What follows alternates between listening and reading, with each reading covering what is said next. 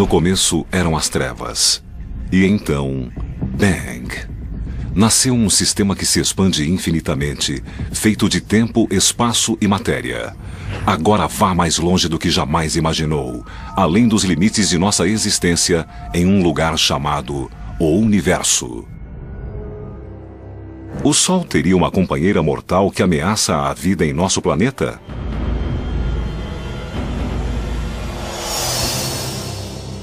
É possível viajar no tempo? É uma das maiores questões. Para onde foi a antimatéria? A mente busca explicações. Como a água em Marte desapareceu? E o que havia antes do Big Bang? Esse é o maior mistério de toda a ciência. Grandes perguntas e ciência de ponta. Os mistérios inexplicáveis do universo.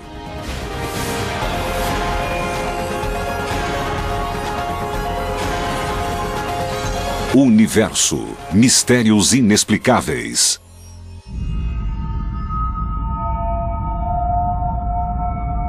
Entre os mistérios inexplicáveis do universo, um tem especial urgência para aqueles que gostam de viver no planeta Terra.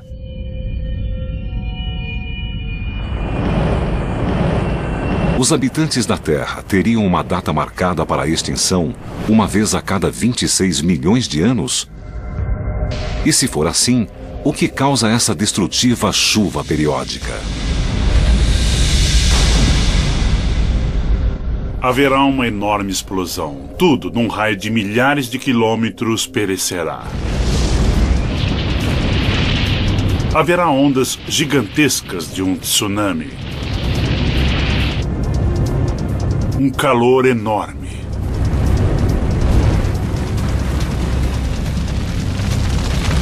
Incêndios por todo o globo. E depois, escuridão. Durante milhões de anos, imensos objetos espaciais têm se chocado contra a Terra, com resultados desastrosos. Um impacto nas águas da península de Yucatán teria causado a extinção dos dinossauros há 65 milhões de anos. Mas não foi a primeira extinção em massa no planeta. E provavelmente não será a última. Não foi a primeira grande extinção em massa. A primeira foi a extinção permiana, na qual 95% das espécies marinhas e 80% das espécies terrestres morreram. Extinções radicais já aconteceram. Para alguns cientistas, esses períodos de morte e destruição ocorrem regularmente. Alguns paleontólogos verificaram um estranho padrão. Descobriram que grandes extinções, como a que eliminou os dinossauros, e outras também, não ocorrem aleatoriamente, mas ocorrem segundo um cronograma. Era muito estranho. Ocorriam a cada 26 milhões de anos. Era algo inexplicável. O astrofísico Richard Mahler acha que a responsável por essa destruição periódica é uma estrela anã vermelha que espreita na borda do sistema solar. Uma estrela que ele chamou de Nêmesis.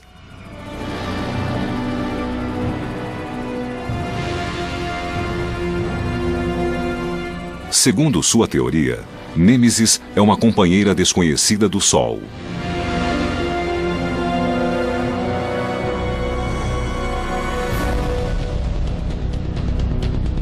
Desloca-se de 1 a 3 anos-luz a partir do centro do sistema solar, traçando uma órbita elíptica.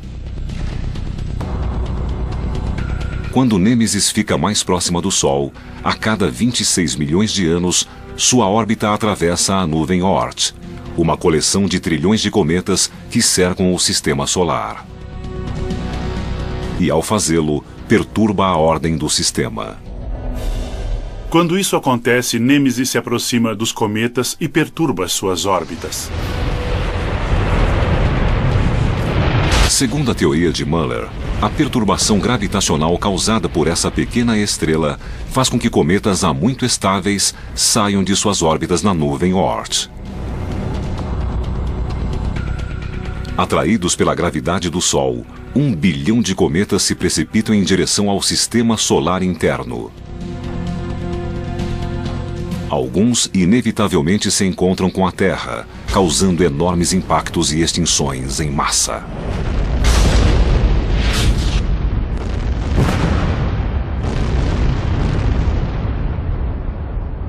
A ideia de que o Sol tem uma estrela mortal como companheira é controvertida.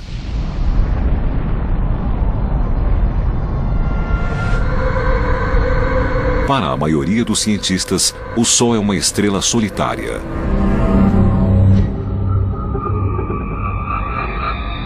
Mas no universo, estrelas em duplas ou até em trios agrupadas pela gravidade são a norma.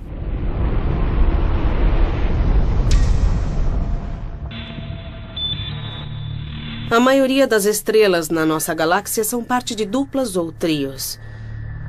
Então, a ideia de que o Sol poderia fazer parte de uma dupla não é tão absurda desse ponto de vista. É uma questão interessante. Mesmo que o Sol tenha uma companheira, os astrônomos nunca observaram um sistema binário em que as estrelas estejam tão distantes quanto Muller afirma que o Sol e Nêmesis estariam.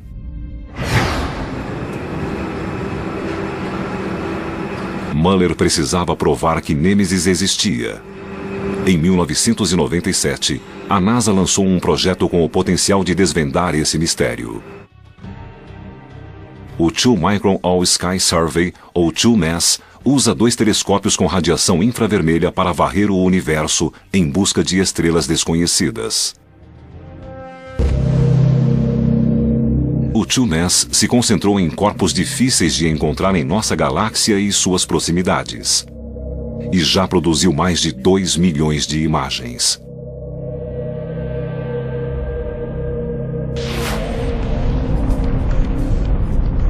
Se Nêmesis existisse, o TWO-MASS deveria tê-la detectado. Mas o projeto nunca encontrou algo que corresponda à descrição de Muller. Procuramos bastante pela estrela mortal por Nêmesis, mas não conseguimos encontrá-la.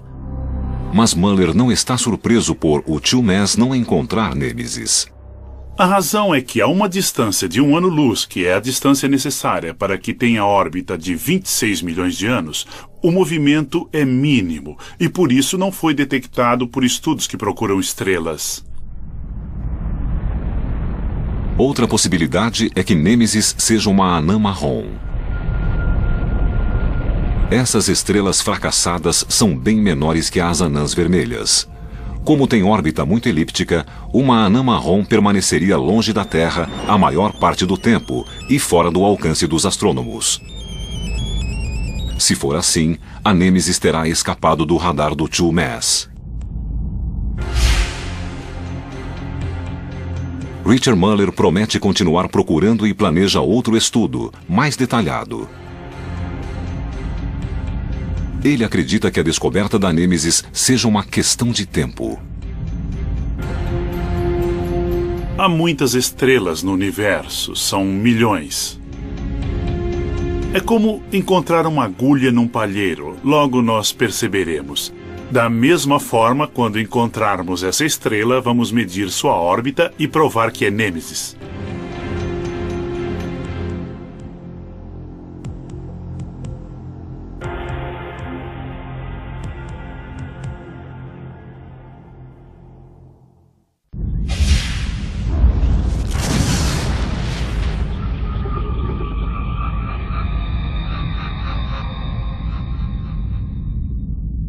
De todos os mistérios inexplicáveis do universo, talvez o mais fascinante e controvertido seja a possibilidade de viajar no tempo.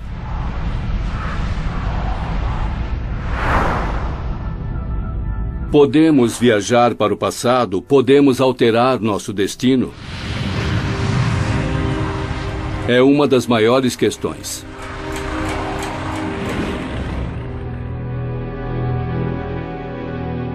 Em 1955, Ron Mallett tinha apenas 10 anos quando seu pai morreu de ataque cardíaco. Abalado, o jovem Mallett ansiou por um modo de rever o pai e talvez salvar sua vida. Um ano depois que ele morreu, li o livro de H.G. Wells, A Máquina do Tempo, e foi o que me salvou, porque sonhei em construir uma máquina do tempo como a do livro para poder voltar no tempo e tentar salvar a vida dele. Fiquei obcecado com a ideia de construir uma máquina do tempo.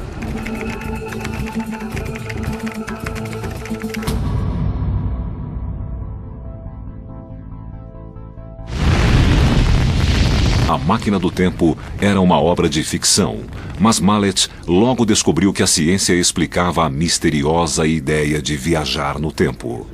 E a fonte era ninguém menos que Albert Einstein. Einstein teorizou que a distância e o tempo eram ligados. Imaginou o espaço e tempo como uma espécie de tecido ou lençol. Em sua teoria geral da relatividade, Einstein mostrou que um objeto volumoso, como um planeta, uma estrela ou um buraco negro, deforma o tecido do espaço e tempo.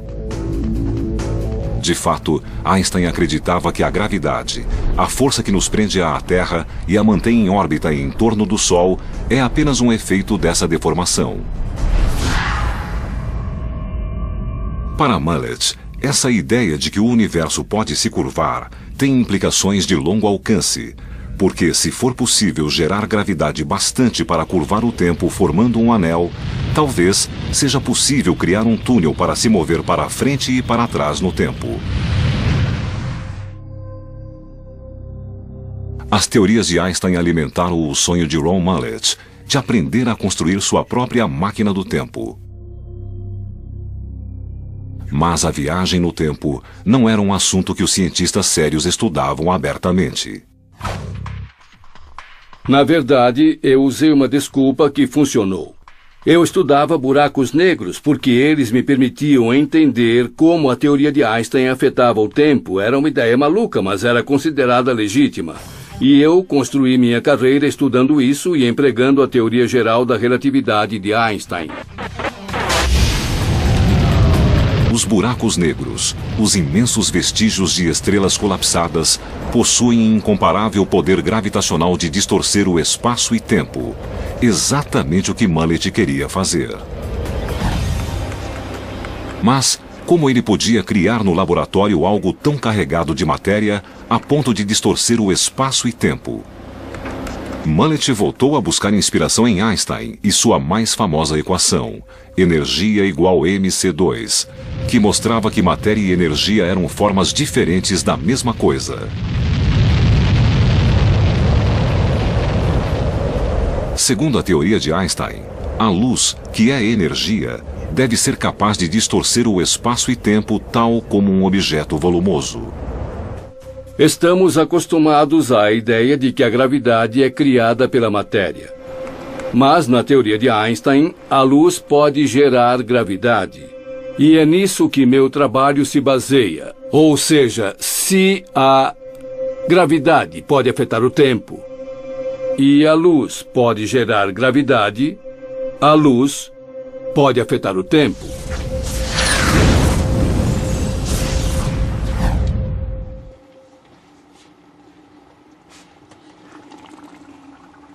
Mallett construiu um modelo para demonstrar sua ideia de que um raio laser circulante pode criar um túnel de luz que distorce o espaço e tempo.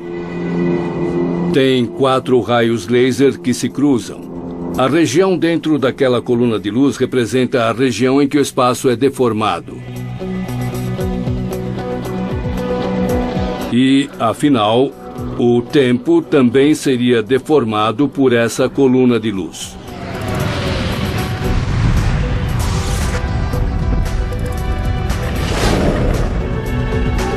E isso nos permitiria viajar para o passado. O primeiro viajante do tempo precisará ser bem menor que um ser humano, uma partícula subatômica como um nêutron. Estamos tentando mandar não seres humanos, mas partículas subatômicas e informações. E este é um grande salto, porque se conseguirmos enviar informações para o passado, isso nos permitirá saber sobre desastres futuros e assim evitá-los.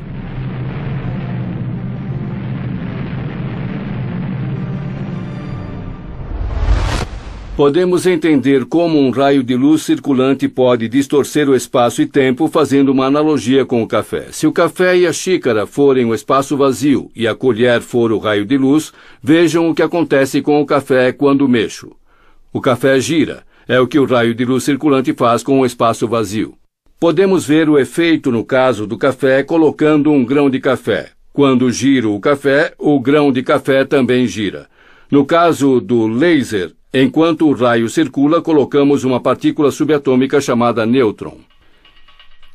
E enquanto giramos o espaço, o nêutron também girará, como o grão de café. Na teoria de Einstein, o tempo e o espaço estão ligados, então girar o espaço fará com que a linha do tempo gire e forme um anel. E ao longo desse anel de tempo, poderemos ir do passado para o presente e para o futuro e de volta para o passado.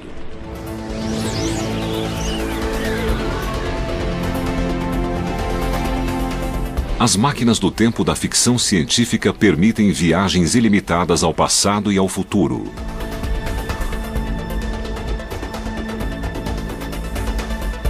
Mas Mallet adverte que o viajante do tempo só poderia recuar até o momento em que a máquina do tempo começou a funcionar. Se eu ligar a máquina hoje e a deixar ligada 100 anos, então alguém daqui a 100 anos poderá recuar 75, 50, 25 anos até o momento em que liguei a máquina, mas não poderá recuar para antes disso, porque antes a máquina não existia e é a máquina que cria o efeito, então não há nada que possa materializar a viagem no tempo. Essa limitação significa que a máquina do tempo não daria a Mallet a possibilidade de voltar a 1955 e salvar a vida de seu pai. Para isso, seria preciso uma tecnologia de outro mundo. Teoricamente, uma civilização alienígena avançada pode ter uma máquina do tempo que foi ligada há milhares de anos. Talvez possamos usar a viagem no tempo deles e visitar nosso passado distante, porque se eles desenvolveram a viagem no tempo há, digamos, 10 mil anos, a limitação será essa. Mas se a encontrarmos, poderemos usá-la e talvez algum dia possamos visitar o Egito e o mundo antigo. Por enquanto, Mallet se dedica a construir a sua máquina do tempo. Um projeto que consumirá $250 000 só em gastos iniciais. O dinheiro é apenas um obstáculo encontrado por qualquer físico que se atreva a estudar a viagem no tempo. Também há certos paradoxos que tornariam a viagem no tempo impossível, como o famoso paradoxo do avô. Imagine que você volta no tempo e mata seu próprio avô antes que ele conhecesse sua avó. Sendo assim, você não poderia ter nascido e muito menos voltado no tempo. Então esse anel é um misto de possível e impossível. Pode e não pode acontecer. Mas Mallet acha que avanços recentes na física teórica sugerem que esses paradoxos não são um problema. Muitos físicos hoje acreditam que nosso universo é apenas um entre vários universos paralelos. Então, se ao voltarmos no tempo entramos num universo paralelo, podemos alterar eventos sem afetar o universo de onde viemos. Achamos que o Rio do Tempo pode ter redemoinhos. Ou seja, você pode ser capaz de voltar e conhecer seus pais antes de nascer, ou então bifurcar em 2 rios e assim alterar o passado e criar um universo alternativo. Todas essas teorias estão na vanguarda da física moderna hoje. Mallet acredita que os seres humanos podem estar a apenas um século da viagem no tempo. será tarde demais para ele voltar no tempo para salvar Gostou? o pai. Muito. Ótimo. É um prazer conhecê-lo. Muito obrigado. Sabemos que o espaço está girando. Mas sua perda abriu a porta de um novo mundo para as gerações futuras. Desenvolvi uma equação básica. Isso me levou a compartilhar algo com o mundo, o que eu não teria feito de outro modo. E acho que é uma homenagem adequada ao meu pai eu ter podido fazer isso. Sinto-me muito bem assim.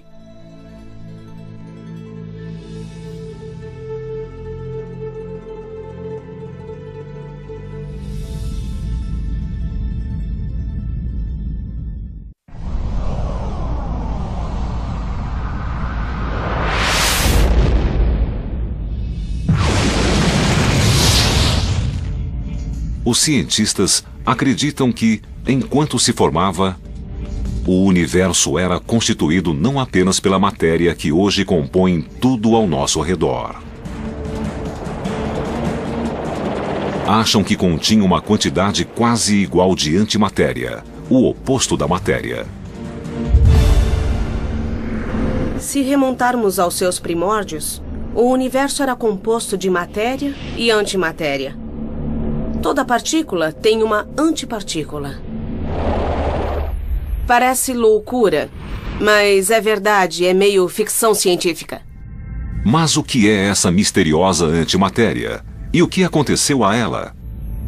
A antimatéria é exatamente igual à matéria. A diferença é o fato de ter uma carga completamente diferente. A matéria comum é feita de átomos, que por sua vez são feitos de partículas subatômicas, como os elétrons de carga negativa e os prótons de carga positiva. A antimatéria é o oposto dessas partículas. Tem a mesma massa, mas a carga elétrica oposta. O próton é uma partícula com carga positiva, é o núcleo do átomo. O antipróton seria um próton com carga negativa e exatamente a mesma massa. No universo, os opostos se atraem e as partículas e antipartículas tendem a se aproximar. Pode parecer um casamento perfeito, mas quando a matéria entra em contato com a antimatéria, o desfecho é sempre o mesmo. Elas se aniquilam.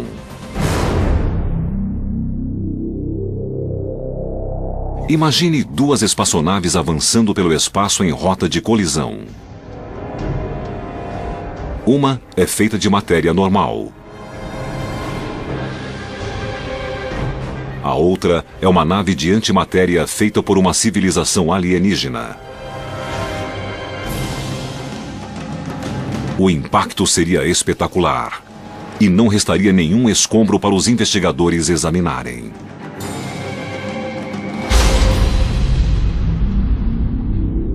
A matéria e a antimatéria desaparecem. Puf, não resta nada. Mas a energia não desaparece. Reemerge na forma de raios gama muito potentes, os fótons.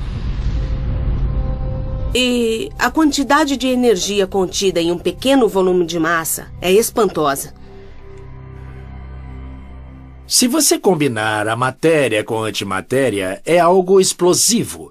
De fato, é uma das maiores fontes de energia do universo, essa colisão da matéria com a antimatéria. Então, se eu fosse você, não guardaria antimatéria no bolso, não seria bom para você.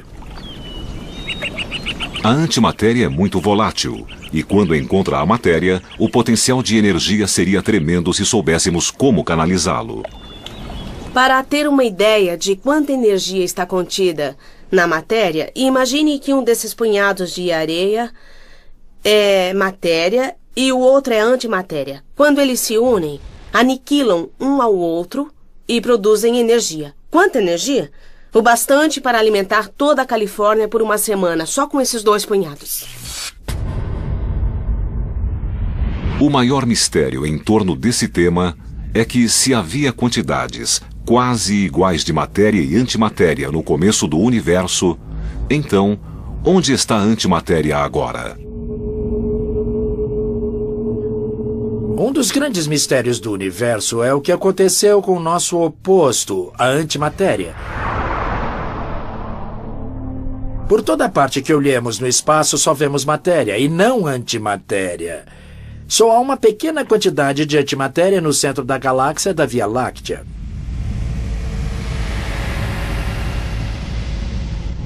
Por que esse universo parece feito inteiramente de matéria e quase não vemos antimatéria é um mistério. Acho que nunca será explicado, mas a mente busca uma explicação.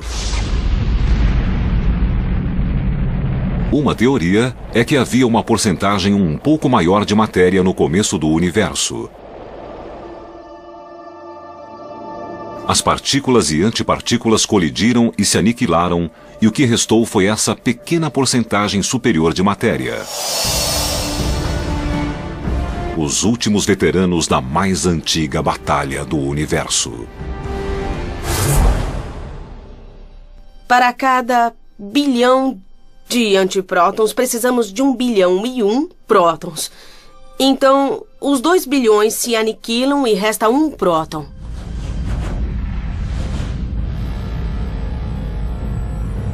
E o que resta somos nós.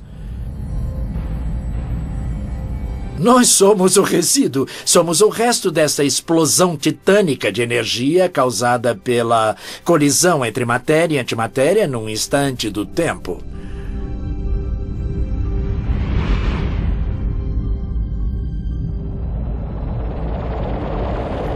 Nossas mais avançadas teorias não conseguem explicar essa assimetria entre matéria e antimatéria. Mas graças a Deus existe, senão não estaríamos aqui.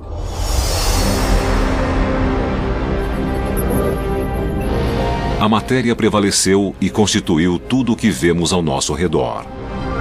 Mas existiriam regiões ou galáxias distantes onde a antimatéria ainda reinaria soberana? Pode haver galáxias que são 99% antimatéria, assim como esta é de matéria. E se uma galáxia de antimatéria encontrasse uma de matéria, ambas se aniquilariam num magnífico instante de luz e energia. No entanto, os cientistas aprenderam a criar minúsculas porções de antimatéria em aceleradores para fins médicos.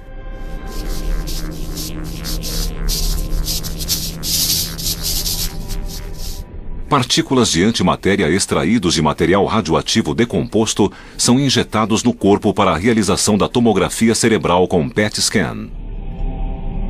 Muitas pessoas não sabem que quando vão ao hospital e fazem um PET scan, na verdade recebem uma fonte de antimatéria.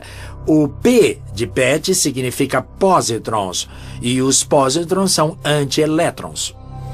Vai para a parte do corpo que é investigada. E quando os pósitrons emitidos encontram um elétron rapidamente, eles se aniquilam e os raios gama são emitidos no corpo e detectados. Concentra-se nas partes do cérebro onde há atividade mental. Então, podemos detectar a emissão de radiação de pósitrons. Isso nos permite obter maravilhosas fotografias da mente racional, possibilitadas pela antimatéria. A antimatéria ajudou a desvendar os segredos da mente humana, mas a mente humana ainda precisa desvendar todos os segredos da antimatéria. Não sabemos por que o universo é feito de matéria agora. Mas estamos nos aproximando de responder essa pergunta. Sabe, um passo de cada vez.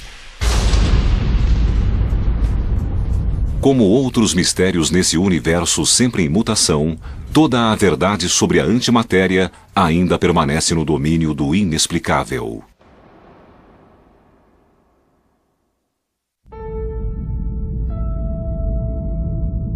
Marte sempre esteve cercado de mistérios.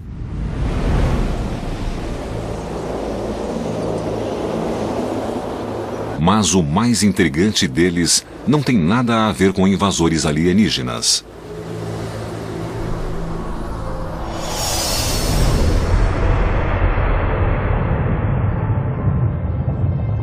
Evidências científicas sugerem que Marte já foi mais parecido com a Terra e tinha um dos elementos essenciais para a vida: a água. A água existia em abundância em Marte. Temos evidências de correntes antigas a um pouquinho de vapor d'água na atmosfera. Há até mesmo traços em Marte que parecem antigos leitos de rio e planícies aluviais. Já foi um planeta tropical com mares e oceanos, mas aquela água desapareceu. Como a água de Marte pode ter simplesmente sumido? E por que desapareceu? São mistérios que os cientistas tentam resolver. Evidências geológicas colhidas por sondas e satélites em Marte sugerem que há 3 bilhões e meio de anos sua superfície mudou drasticamente. O planeta, outrora temperado, tornou-se um lugar frio e seco, e a água desapareceu. Mas saber quando a água se extinguiu não significa saber para onde foi e por quê. A água de Marte desapareceu há muito, muito tempo atrás. Estou falando de bilhões de anos, e as pistas que nos indicariam para onde foi há muito se perderam.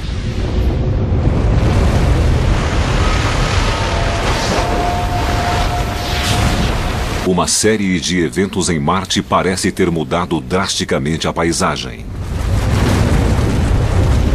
Marte passou por um intenso período de vulcanismo que espalhou lava por sua superfície. Quando finalmente terminou, o núcleo de ferro fundido do planeta se solidificara.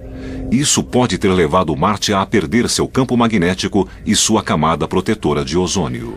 Isso deixou a atmosfera vulnerável ao vento solar, que é muito poderoso.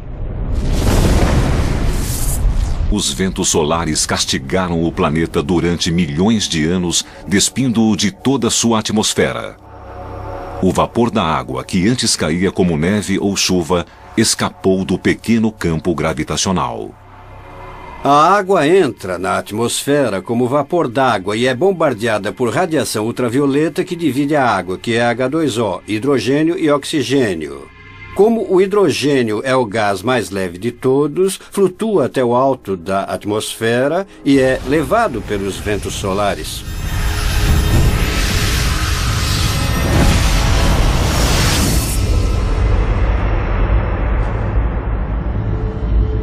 Outra teoria para o desaparecimento da água de Marte envolve uma ameaça exterior ao planeta. Há evidências de que no começo do sistema solar, Marte situava-se numa rota mortal. Um evento aconteceu há 3,9 bilhões de anos chamado o Grande Bombardeio, que deve ter causado ao planeta muitos impactos. Esse tipo de evento pode ter jogado o material e a atmosfera do planeta para fora do campo gravitacional. Imaginemos que temos um asteroide aqui e que esse asteroide é do tamanho de uma montanha. Imagine que isto se precipita pelo espaço a uma velocidade muito alta, dezenas de milhares de quilômetros por hora. Ele desce a alta velocidade e... splash! A água se perderá no espaço. Parte vai descer, outra se tornar gases atmosféricos ejetados no espaço e outra se perderá. Outras soluções para o mistério da água de Marte podem estar ocultas no interior do planeta vermelho. Parte da água se combinou com dióxido de carbono, formando calotas de gelo polares com até 3 quilômetros de profundidade e uma camada congelada que cobre boa parte da superfície. Mas há evidências de que água líquida ainda corre sob o gelo. Muito da água de Marte foi para debaixo da Terra e parte migrou até uma profundidade onde o calor permite que exista em estado líquido. Quando esfriar mais, vai congelar, formando uma criosfera, como parte da subsuperfície. Perto da superfície, vai secar enquanto penetra no solo e entra na atmosfera.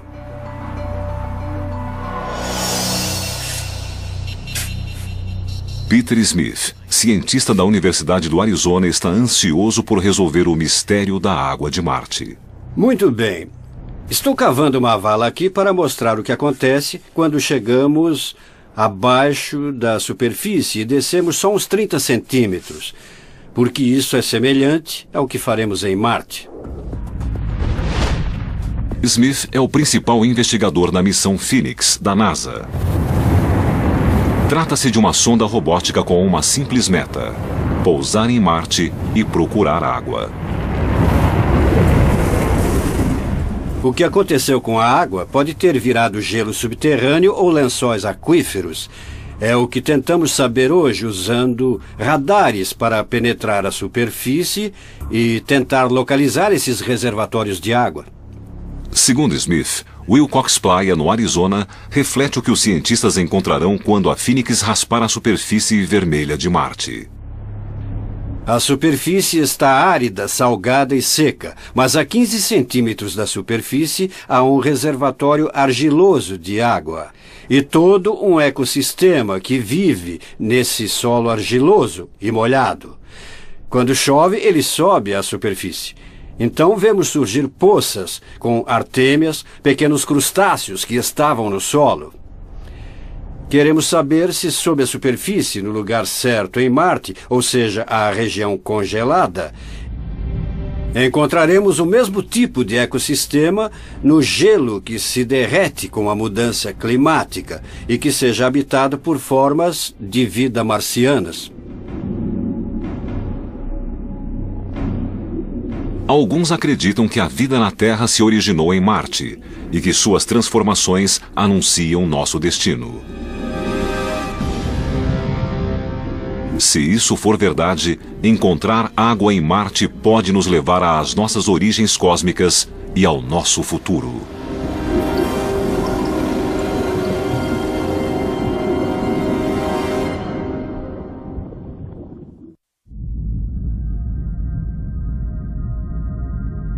Quando o assunto é o universo, o que sabemos só é ultrapassado pelo que ainda nos resta saber.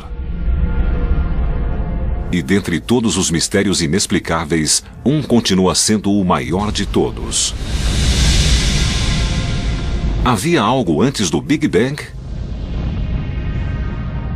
Ou este foi realmente o começo de tudo? E se foi, o que o desencadeou? Esse é o maior mistério de toda a ciência. O que deu início à criação? A teoria do Big Bang tem essa enorme lacuna. Não temos ideia. Não temos ideia do que deu início ao Big Bang.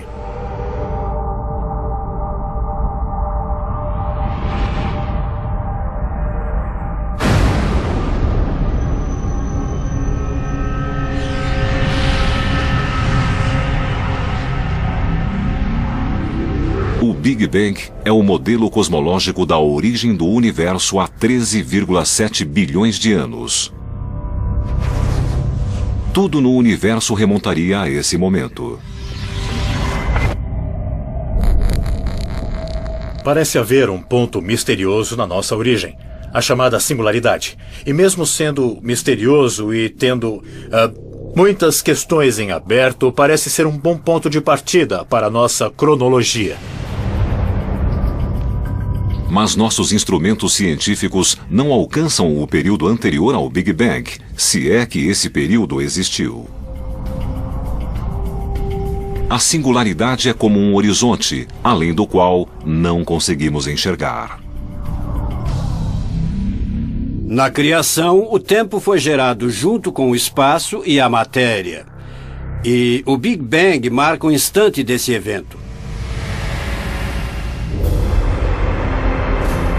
Então, é impossível saber o que aconteceu antes de sua criação. Ainda assim, A questão do que havia antes do Big Bang intriga as melhores mentes da astrofísica.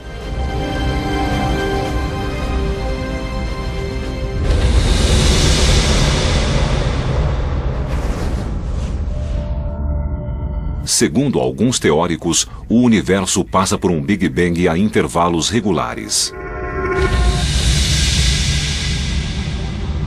Esse modelo cíclico propõe que a cada trilhão de anos ocorre um Big Bang, após o qual o universo se expande antes de voltar a se contrair, preparando o terreno para outro Big Bang. Há ligações bem interessantes com a história do universo anterior.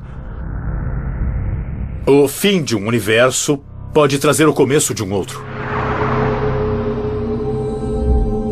Talvez nunca tenha havido um começo, pode ter existido desde um momento anterior, sem nunca ter tido nenhum criador.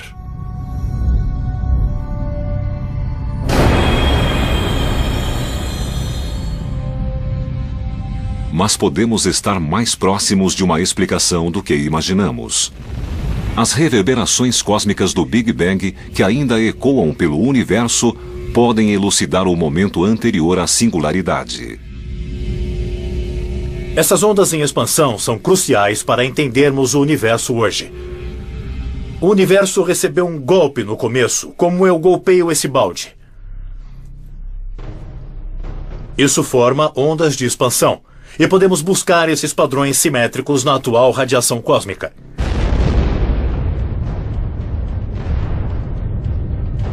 Então enviamos satélites, observamos a radiação e as ondas simétricas em expansão.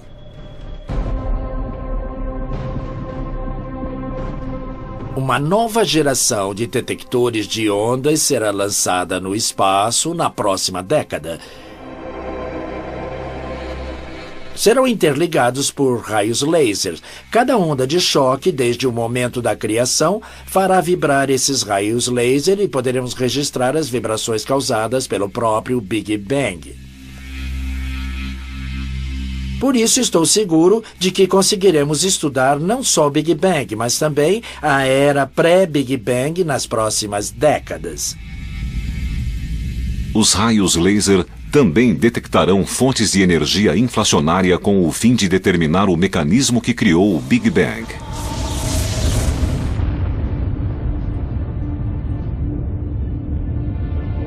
Se penamos para resolver o maior mistério de todos, será que um dia conseguiremos verdadeiramente entender o universo? Sempre que respondemos uma pergunta, logo surgem outras perguntas. Avançamos, resolvemos mistérios, mas sempre haverá outros.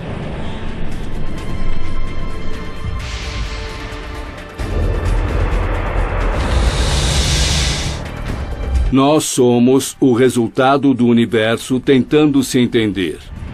É assim que vejo nosso lugar no universo. Isso torna difícil entendê-lo. Mas mesmo assim é possível.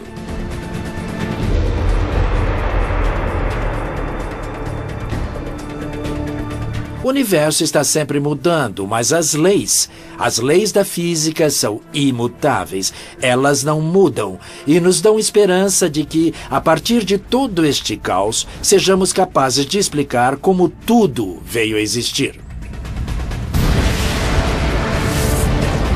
Em nosso universo sempre em mutação, os mistérios inexplicáveis continuarão a nos escapar.